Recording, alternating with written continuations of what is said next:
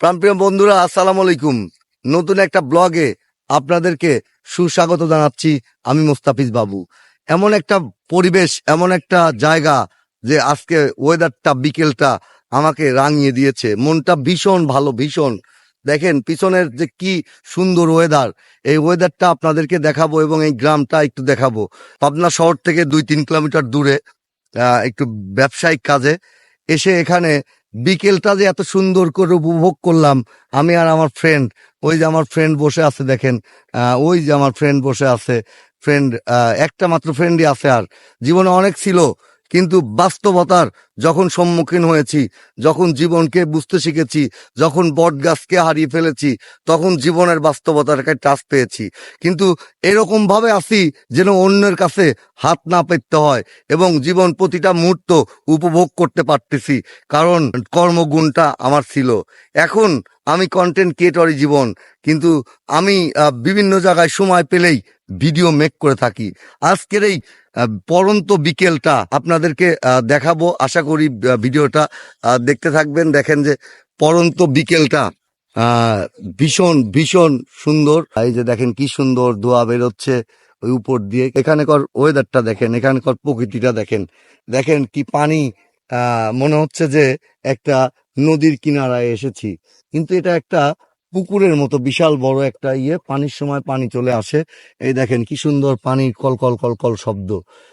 আমরা সবাই জানি যে স্রোতের বিপরীতে চলা অনেক কঠিন। স্রোতের অনুকূলে সবাই চলতে চায়। এই যে স্রোতটা এসে ধাক্কা খাচ্ছে কিনারাতে, এসে এই বালিটা একটু একটু হলেও ধাক্কা লাগতেছে, বড় বড় গুলো আরো ধাক্কা লাগে, ভেঙে যায়। কিন্তু এই বিপরীতে চলতে কেউ চাই না। আমরা চাই যে স্রোতের অনুকূলে চলা। তো এই ভিডিওটা এই উদ্দেশ্যে করলাম যে বিকেলের ওয়েদারটা দেখেন, এই গ্রামের প্রকৃতি এবং গ্রামের এই পাশে ইটভাটা, ওই পাশে কাজ চলতেছে। তারপর এই যে সবুজ প্রকৃতি, এই যে দেখেন হাঁসগুলা। গ্রামের মানুষ বিভিন্ন রকম ভাবে স্বাবলম্বী হয়ে থাকে, মা বোনরা। এই যে দেখেন এই হাঁসগুলা, যে হাঁসগুলা হচ্ছে তারা এই যে এখানে দেখেন ঘুরতেছে, দেখেন আগায় যায় হাঁসগুলা। এই হাঁস পালন করেও স্বাবলম্বী হওয়া যায়। তা আমরা তো ভিডিও করছি যে হয়তো জীবনে সফল হব, সফলতা পাওয়ার উদ্দেশ্যে, কিন্তু সেগুলা যদি গুণগত মান সম্পন্ন না হয়, যে ভিডিওটাই করছি অবশ্যই চেষ্টা করছি কিছু ইউনিক কিছু করার জন্য। পরিস্থিতি দেখেন, হাঁসগুলা দেখেন। এখন এই যে হাঁসের কাছে চলে আসছি, দেখেন কি নিবিড় ভাবে পানি খাচ্ছে। তাদের কোনো নিশ্চিন্তে সন্ধ্যা হয়ে গেলে ঠিকই তার নিরে ফিরে যাবে। এই হাঁসের মালিকরা অবশ্যই হাঁসগুলা পেয়ে যাবে।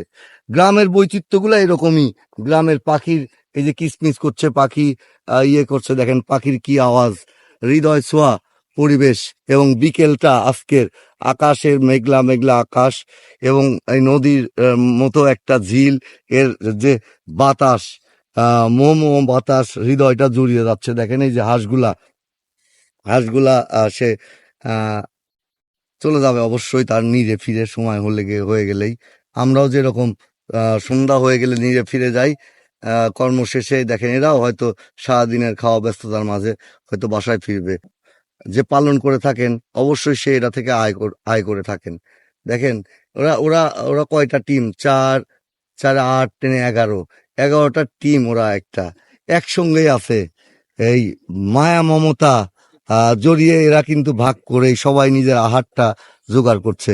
তা আমি বলবো যে জীবনটা এরকমই, যে প্রতিটা সময় আহারের জন্য টিকে থাকতে হয়, আহার জোগাড় করতে হয়। ভিডিওটা একটা সুন্দর একটা প্রকৃতি নিয়ে আপনাদেরকে উপহার দিলাম। যদি ভালো লেগে থাকে তাহলে অবশ্যই আপনাদের কমেন্ট প্রত্যাশা করি। এবং অবশ্যই একটা গ্রুপ করেছি, MR গ্রুপ, যেটা অন্যের কল্যাণে কাজ করা হয় এবং সেটা নিঃস্বার্থ ভাবে কাজ করা হয়। MR ফ্যামিলির সঙ্গে থাকুন, মুস্তাফিজ বাবুর প্রোফাইলে থাকুন। সবার জন্য শুভকামনা জানিয়ে আজকের ব্লগটি শেষ করছি। আল্লাহ হাফেজ।